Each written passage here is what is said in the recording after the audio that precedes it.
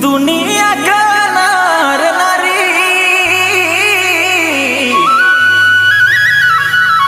प्रभु कर खेती बारी दुनिया कर नार नारी दुनिया कर नार नारी